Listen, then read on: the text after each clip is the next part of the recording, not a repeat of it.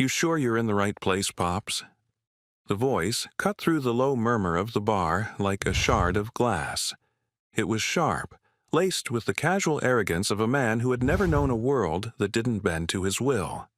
Sergeant Evan Raptor Thorne leaned against the polished mahogany bar, a picture of modern lethality. His multicam fatigues were crisp, his muscles coiled beneath the fabric, and a smirk played on his lips. He was addressing the old man sitting hunched on a stool at the far end, a figure so out of place he might as well have been a ghost. The old man, Arthur Jenkins, didn't immediately respond. He simply stared into the depths of his glass of water, the ice cubes clinking softly as his hand trembled ever so slightly. The bar, a private establishment on Fort Bragg's grounds reserved for the Tier 1 elite, was Thorne's kingdom. Here, he and his brothers from the unit, Delta Force, were gods among men. Arthur, with his faded flannel shirt, worn jeans, and deeply lined face, was an anomaly, a glitch in their perfectly curated world of peak physical performance and unwavering confidence.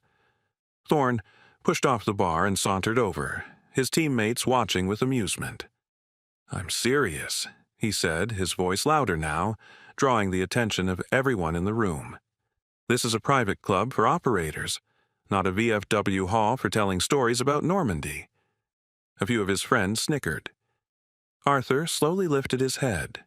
His eyes, a pale, washed-out blue, held a profound weariness, but also a flicker of something hard and ancient, like granite buried deep beneath the earth. "I was invited?" he said, his voice raspy with disuse but steady. Thorne laughed, a short, barking sound. "Invited? By who?" "The Historical Society." He leaned in closer, his breath smelling of expensive whiskey. "Look around, old man. We're the tip of the spear. We break nations. What could you possibly have in common with us?"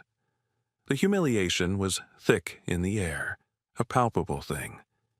Arthur's gaze didn't waver. He seemed to absorb the insults, letting them wash over him without leaving a mark. This infuriating placidity only stoked Thorne's fire. He felt the need to break this old man, to see a crack in that stoic facade. It was a cruel impulse, born from the insecurity that often lurks beneath extreme arrogance. He wanted to prove that his generation of warrior was superior, that the past was irrelevant, a dusty relic to be discarded. The silence stretched, heavy and uncomfortable. Thorne, emboldened by his audience, decided to escalate. He gestured dismissively at Arthur's simple attire. "What did you even do? Quartermaster Corps? Pushing papers in Saigon while the real men were in the jungle?" He smirked at his own joke, pleased with its casual cruelty. "Come on, tell us a war story. Did you have to fight off a paper jam once? Was it harrowing?" The laughter from his comrades was louder this time, a chorus of validation for their alpha. Arthur took a slow sip of his water, his movements deliberate, methodical. The tremor in his hand was gone, replaced by an unnerving stillness.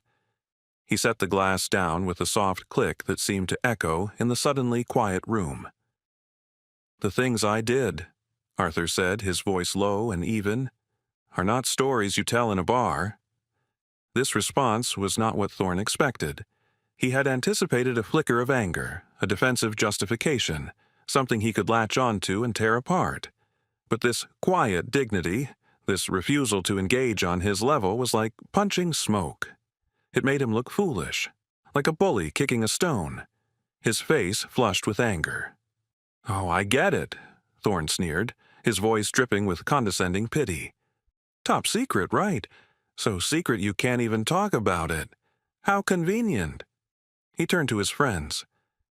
"Guys, we've got a real-life spook here. Probably ran errands for the CIA, right, Grandpa? Dropped off some dry cleaning for a real operator?" The bar was now divided. The younger operators, all sculpted from the same mold as Thorne, were enjoying the show.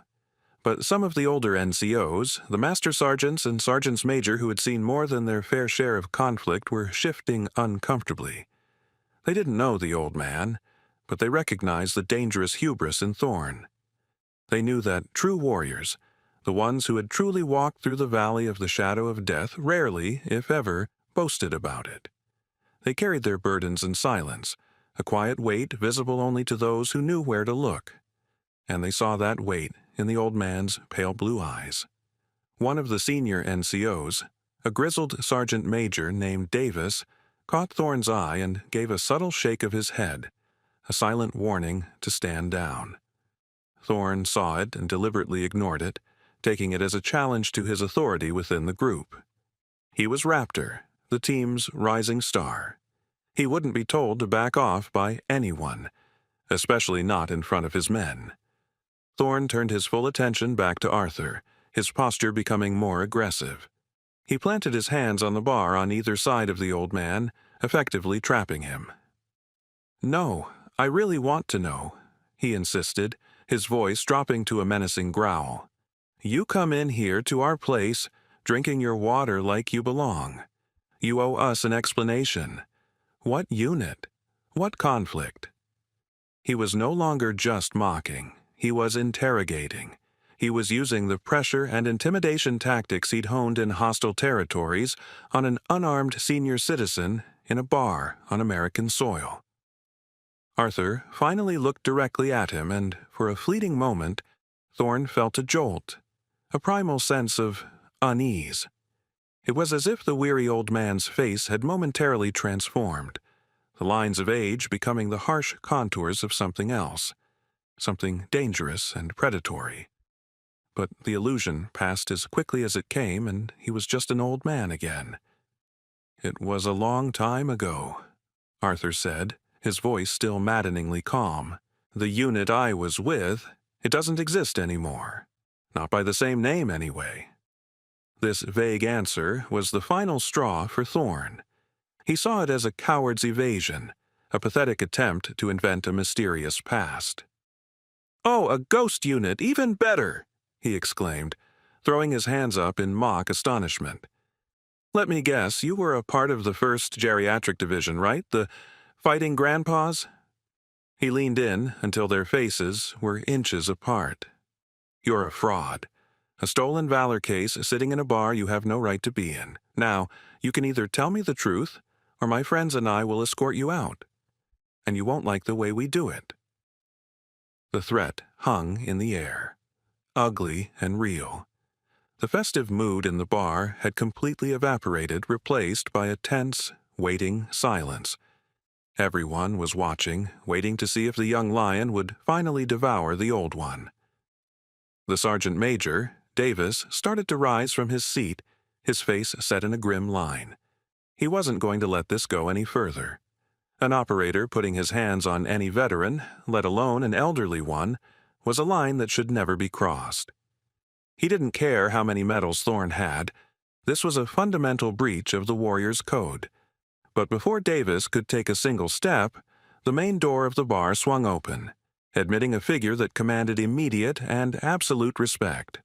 4-star General Miller, the commander of Joint Special Operations Command himself, walked in. He was in his service uniform, his chest a constellation of ribbons that told the story of a life lived at the sharpest edge of American foreign policy. He wasn't a frequent visitor to this particular establishment, preferring a quieter atmosphere, but tonight he'd felt the need for a drink among the men he led. The moment he entered, the room snapped to attention. Laughter died, conversations halted, and men stood straighter. "As you were," the general said, his voice calm but resonant with authority. He waved them down, his eyes scanning the room. He was known for his sharp, analytical gaze, a gaze that missed nothing. And it didn't take him long to notice the tableau at the bar.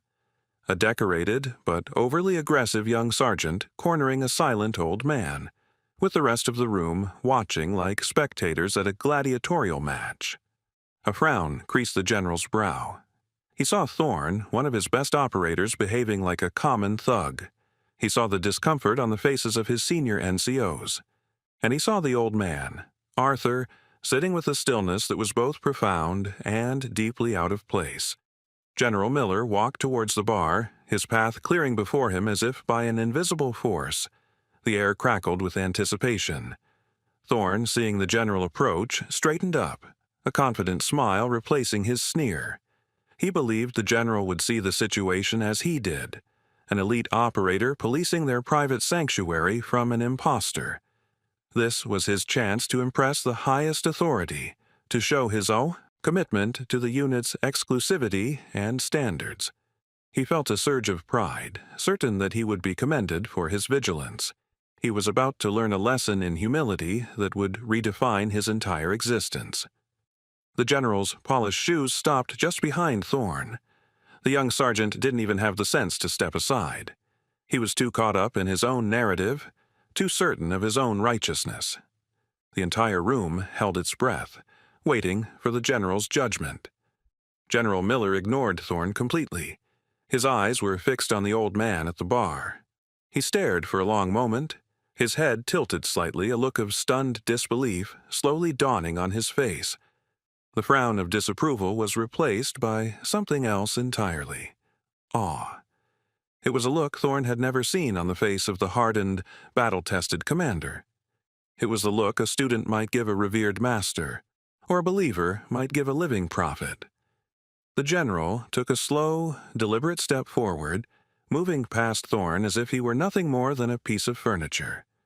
He stopped directly in front of Arthur, who finally turned his head to meet the general's gaze. A flicker of recognition, faint and distant, passed through Arthur's pale eyes. "Arthur?" General Miller asked, his voice barely a whisper, filled with a reverence that shocked everyone present. "Is that really you?" Arthur gave a small, almost imperceptible nod. "It's been a long time, James," he said, his voice raspy. The use of the general's first name sent a fresh wave of confusion through the room. Thorn's jaw tightened. What was happening? How did this old man know the JSOC commander on a first-name basis? General Miller let out a breath he seemed to have been holding for decades. "My God," he murmured, shaking his head in wonder. "We all thought you were gone, dead, or just vanished." He then did something that sent a seismic shock through the entire bar. General James Miller, a 4-star general in the United States Army, straightened his back and rendered a slow, perfect salute to the old man in the flannel shirt. It was not the perfunctory salute given to a superior officer. It was a gesture of profound, deeply personal respect.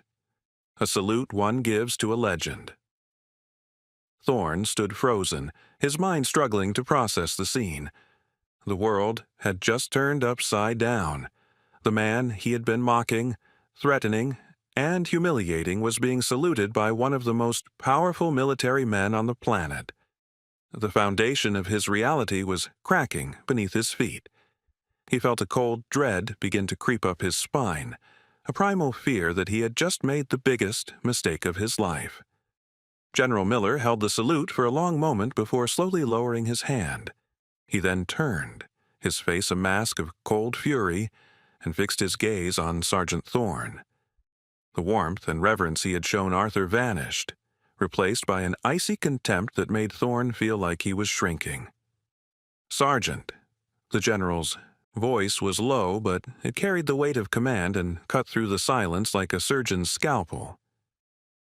"Do you have any idea, any concept at all of who you were speaking to?"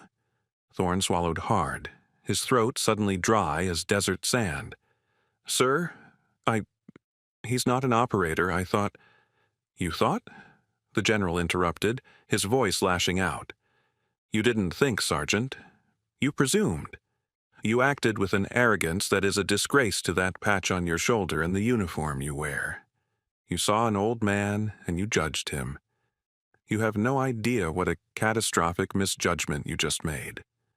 The general paused, letting his words sink in, letting the weight of Thorn's transgression settle upon him. He then gestured back towards Arthur, who was now quietly watching the exchange, his face impassive. "Let me educate you, Sergeant Thorn. Let me tell you what you are too young and too ignorant to know." He took a deep breath, and when he spoke again, his voice was filled with the gravity of a historian revealing a sacred text. Before this unit, before JSOC, before any of the acronyms you hold so dear, there were pioneers. Men who wrote the book on special operations with their own blood and sacrifice. They operated in the shadows with no support, no recognition, and no guarantee they would ever come home. They were ghosts. He looked around the room, making eye contact with every young operator. We stand on the shoulders of those men.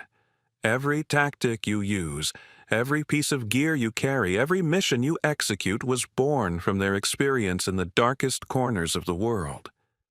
He turned his eyes back to Thorn, pinning him in place.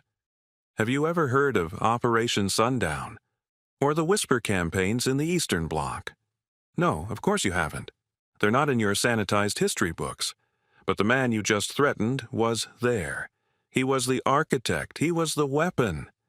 The general then delivered the final, devastating blow. Sergeant, have you ever, in all your classified briefings, heard the call sign Sentinel 7? The name hung in the air. Sentinel 7. It wasn't a familiar call sign from a recent conflict. It was something older, something almost mythical. To the younger operators it meant nothing, but to the general, and to the older NCOs like Sergeant Major Davis, it was the stuff of legends. It was a name spoken in hushed tones at the highest levels of intelligence and command, a ghost story told to frighten recruits into understanding the gravity of their profession. It was the call sign of the original operator, the template from which all others were forged. Thorn's mind raced. He had heard it once, years ago, during his initial selection course. An old instructor, a veteran of Vietnam and a dozen other undeclared conflicts, had mentioned it. He'd spoken of a single man, or perhaps a small team that operated with complete autonomy during the most dangerous days of the Cold War. A man who had no official record, no file, no existence. He was a phantom who could topple governments, rescue hostages from impossible situations, and disappear without a trace. He was Sentinel 7. The story was always dismissed as a myth, a boogeyman created to inspire awe and fear, a legend. And now, that legend was sitting on a bar stool, nursing a glass of water, wearing a faded flannel shirt. The connection finally snapped into place in Thorn's brain, and the impact was physical. He felt the blood drained from his face. His carefully constructed world of arrogance and superiority didn't just crack, it atomized. The glass of whiskey in his hand, forgotten until this moment, slipped from his numb fingers. It fell to the floor and shattered, the sound echoing through the tomb-like silence of the bar like a gunshot. It was the sound of his pride, his ignorance, his entire worldview, breaking into a million irreparable pieces. Every eye was on him. He could feel the weight of their judgment, the scorn of his peers, the utter contempt of his commander. But worst of all was the quiet, unwavering gaze of the old man, the man he had called a fraud, the man he had threatened.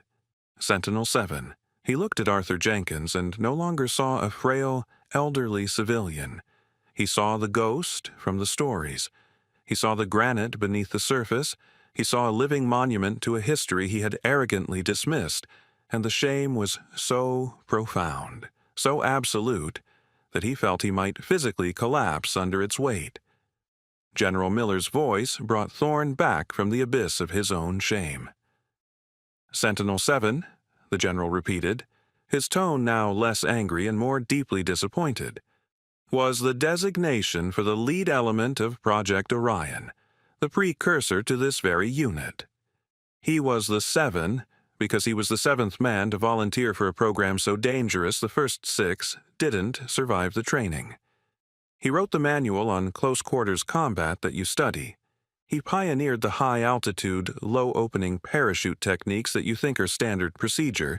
He spent 3 years behind the Iron Curtain with nothing but a knife and the knowledge in his head, single-handedly dismantling a network that was planning to deploy a nuclear weapon on European soil. The mission you read about in the history books as a diplomatic success was him. The hostage rescue that is still the benchmark for this unit? That was him and his team.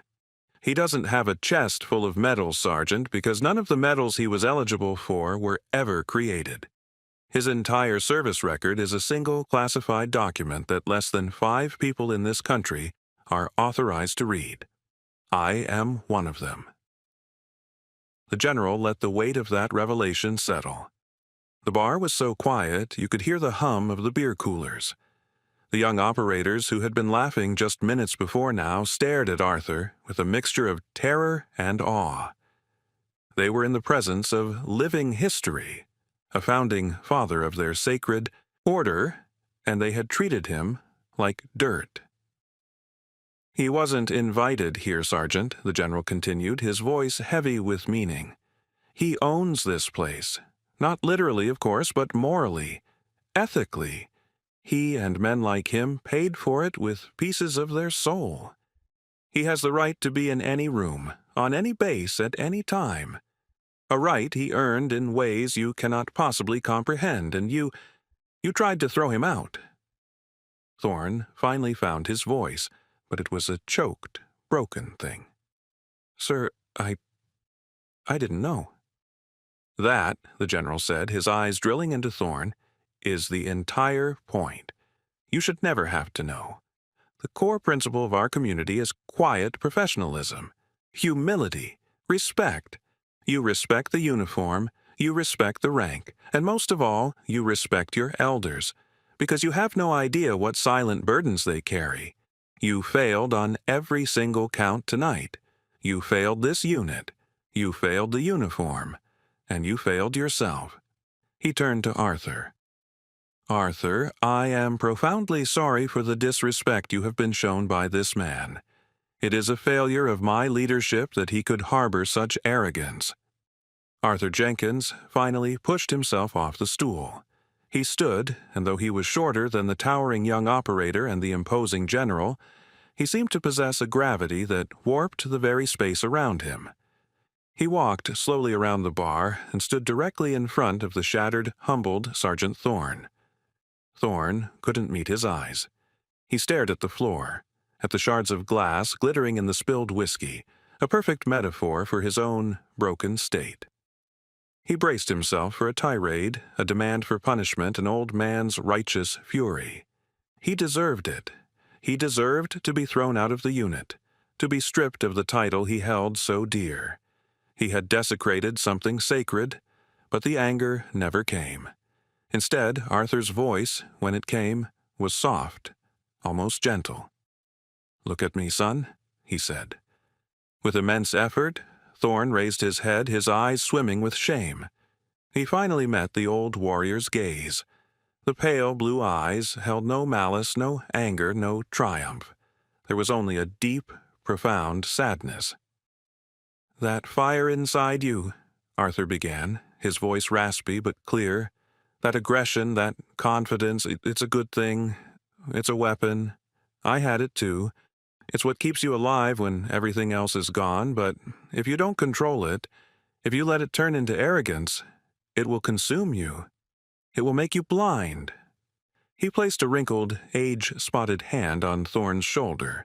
The touch was surprisingly firm, a conduit of immense, restrained strength. "The most important battle you will ever fight is not overseas. It's right here." He tapped his own temple. "It's the battle against your own pride. The enemy you can't see is always the most dangerous." Arthur looked over at the general. "He's a good kid, James, strong. He just needs to learn. Don't break him. Teach him." With that, Arthur Jenkins, the legendary Sentinel 7, turned and walked slowly toward the door. He didn't look back. As he passed, operators, young and old, instinctively moved aside, creating a path of respect. Some even subtly straightened their posture, as if standing for an inspection they didn't know they were undergoing. He pushed the door open, stepped out into the North Carolina night, and was gone, disappearing back into the quiet anonymity he had chosen. He left behind a room full of humbled soldiers and a lesson that would echo through their careers for the rest of their lives. The silence that remained was heavy with the weight of the evening's events. General Miller let the quiet linger, allowing the magnitude of the lesson to permeate the very walls of the room. Finally, he turned back to the still frozen Sergeant Thorne. His expression was no longer one of pure anger, but of stern duty. "You heard him," the general said, his voice a low rumble.